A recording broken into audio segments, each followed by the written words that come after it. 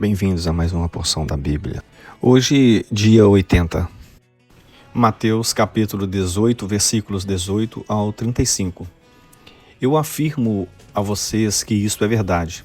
O que vocês proibirem na terra será proibido no céu, e o que permitirem na terra será permitido no céu. Eu afirmo a vocês que isso também é verdade.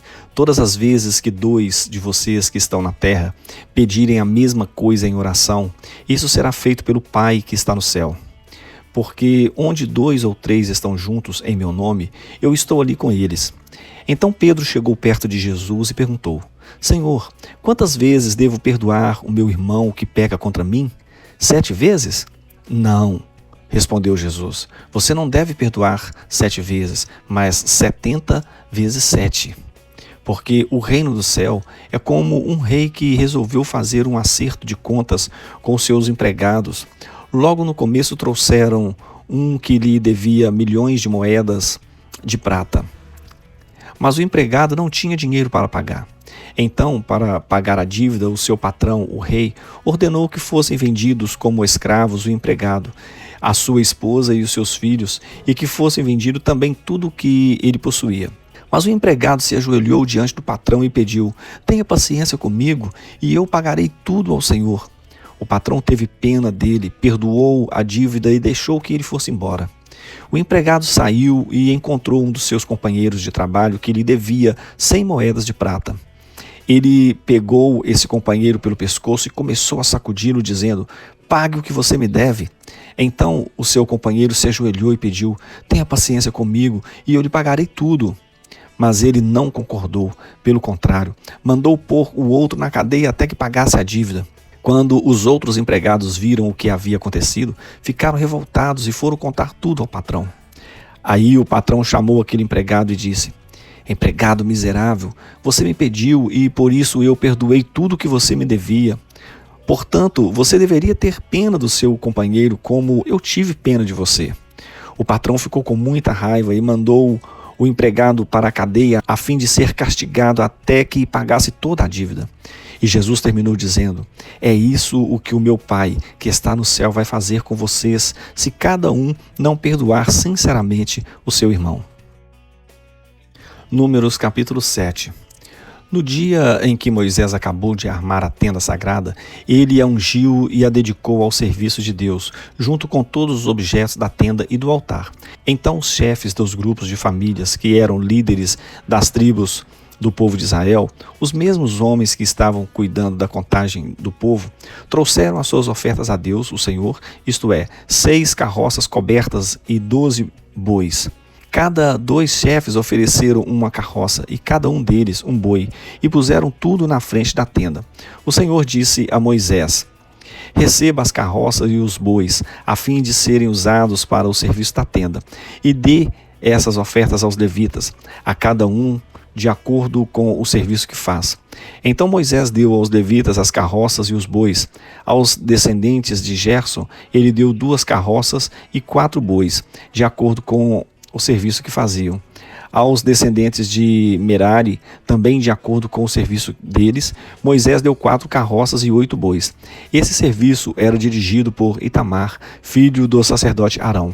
Porém Moisés não deu aos descendentes de Coate nem carroças nem bois, pois os objetos sagrados de que eles cuidavam tinham de ser carregados nos ombros.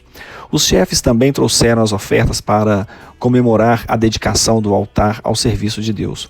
Quando eles já estavam prontos para apresentar as suas ofertas no altar, o Senhor Deus disse a Moisés: os chefes, cada um no seu próprio dia, deverão apresentar as suas ofertas para a dedicação do altar ao meu serviço.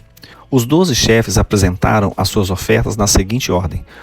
No primeiro dia, o chefe da tribo de Judá, Nasson, filho de Aminadab. No segundo dia, o chefe da tribo de Isacar, Netanael, filho de Zoar. No terceiro dia, o chefe da tribo de Zebulon, Eliabe, filho de Elon. No quarto dia, o chefe da tribo de Ruben, Elisur, filho de Sedeur. No quinto dia, o chefe da tribo de Simeão, Selumiel, filho de Zurizadai. No sexto dia, o chefe da tribo de Gade, Eliasaf, filho de Deuel. No sétimo dia, o chefe da tribo de Efraim, Elisama, filho de Amiúde. No oitavo dia, o chefe da tribo de Manassés, Gamaliel, filho de Pedazur. No nono dia, o chefe da tribo de Benjamim, Abidã, filho de Gideone. No dia 10, o chefe da tribo de Dan, Aiezer, filho de Amizadai. No dia 11, o chefe da tribo de Azer, Pagiel, filho de Ocrã. No dia 12, o chefe da tribo de Naphtali, Aira, filho de Enã. As ofertas que cada um trouxe eram iguais: uma bandeja de prata pesando 1,5 kg, uma bacia de prata pesando 800 gramas, segundo a tabela oficial. A bandeja e a bacia estavam cheias de farinhas de trigo misturado com azeite para a oferta de cereais. Um prato de ouro pesando 115 gramas, cheios de incenso, um touro novo, um carneiro e um carneirinho de 1 ano para serem completamente queimados, um bode como oferta para tirar pecados e como oferta de paz, 2 bois, 5 carneiros, 5 bodes e 5 carneirinhos de 1 ano. O total de todas as ofertas feitas pelos chefes do povo de Israel para a cerimônia da dedicação do altar ao serviço de Deus foi o seguinte: 12 bandejas de prata e 12 bacias de prata, num peso total de 27,5 kg. 12 pratos de ouro pesando 1,380 kg. Os pratos estavam cheios de incenso. Como ofertas a serem completamente queimadas, 12 touros novos, 12 carneiros e 12 carneirinhos de 1 ano, junto com as ofertas de cereais que acompanham essas ofertas. Como ofertas para tirar pecados, 12 bodes. E como ofertas de paz, 24 bois, 60 carneiros, 60 bodes e 60 carneirinhos, de 1 ano. Quando Moisés entrou na tenda sagrada para falar com o Senhor, ouviu a voz de Deus falando com ele de cima da tampa da arca da aliança, do meio dos 2 querubins. Era assim que Deus falava com Moisés. Números capítulo 8.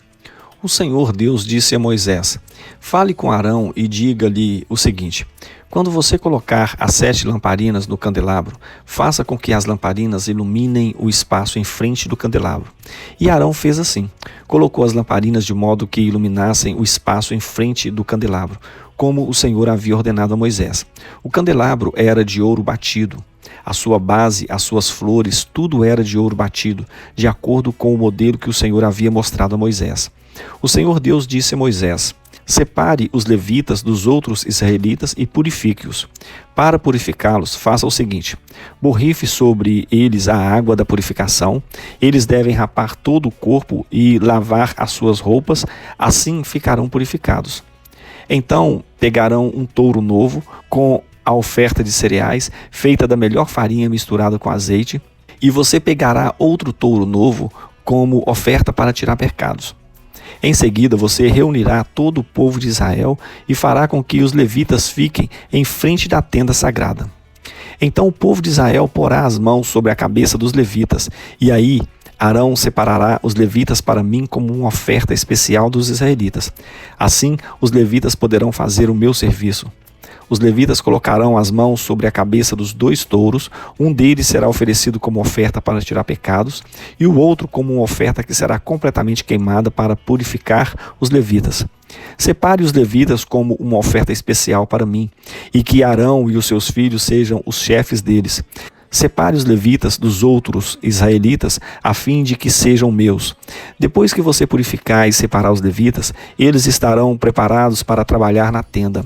Eles foram separados do meio dos israelitas para serem meus, em lugar dos filhos mais velhos do povo de Israel. Eles são meus. Quando matei todos os primeiros filhos dos egípcios, eu separei para mim o filho mais velho de cada família israelita e a primeira cria de cada animal. Agora estou ficando com os levitas em lugar de todos os primeiros filhos dos israelitas. Agora entrego os levitas e Arão e aos seus filhos como uma oferta dos israelitas, a fim de trabalharem na tenda para o povo de Israel, para conseguirem o perdão dos pecados e para protegerem os israelitas de uma desgraça, se chegarem muito perto do lugar santo. Assim Moisés, Arão e todo o povo de Israel cumpriram tudo o que o Senhor havia ordenado a Moisés a respeito dos levitas. Os levitas se purificaram e lavaram as suas roupas, e Arão os separou como uma oferta especial ao Senhor, e fez a cerimônia da purificação para eles. O povo fez tudo o que o Senhor havia ordenado a Moisés a respeito dos levitas. Assim eles foram escolhidos para trabalhar na tenda sagrada, dirigidos por Arão e pelos seus filhos. O Senhor Deus disse a Moisés: a lei a respeito dos levitas é esta. Com a idade de 25 anos, cada levita começará o seu trabalho na tenda sagrada e aos 50 anos deixará de trabalhar. Depois dessa idade, os levitas poderão ajudar os seus companheiros no trabalho deles na tenda, porém não serão responsáveis por nenhum serviço. É assim que você deverá organizar o serviço dos levitas. Eclesiastes capítulo 6. Também tenho visto outra coisa muito triste que acontece neste mundo. Deus dá a alguns tudo o que desejam, riquezas, prosperidades e fama. Porém, depois não deixa que eles aproveitem nada disso. E é algum estranho quem aproveita, e não ele. Isso também é ilusão e não está certo. Que adianta um homem viver muitos anos e ter 100 filhos, se não aproveitar as coisas boas da vida e não tiver um enterro decente? Eu digo que uma criança que nasce morta tem mais sorte do que ele. É inútil a vinda dessa criança. Ela desaparece na escuridão onde é esquecida. Não chega a ver a luz do dia, nem saber como é a vida, mas pelo menos encontra mais descanso do que aquele homem, que poderia ter vivido 2000 anos sem nunca ter aproveitado a vida. E no fim, não vamos todos para o mesmo lugar? Todos trabalham duro para ter o que comer, mas nunca ficam satisfeitos. Que vantagem tem o sábio sobre o tolo? Que vantagem tem o pobre em saber enfrentar a vida? Isso também é ilusão, é correr atrás do vento. É muito melhor ficar satisfeito com o que se tem do que estar sempre querendo mais. Tudo o que se passa neste mundo já foi resolvido há muito tempo. Antes de uma pessoa nascer, já está decidido o que vai acontecer com ela. E nós sabemos que não podemos discutir com quem é mais forte do que a gente. Uma coisa é certa: quanto mais falamos, mais tolices dizemos, e não ganhamos nada com isso. De fato, como é que podemos saber o que é melhor para nós nessa vida de ilusões, vida que passa como uma sombra? Como podemos saber o que vai acontecer na terra depois da nossa morte?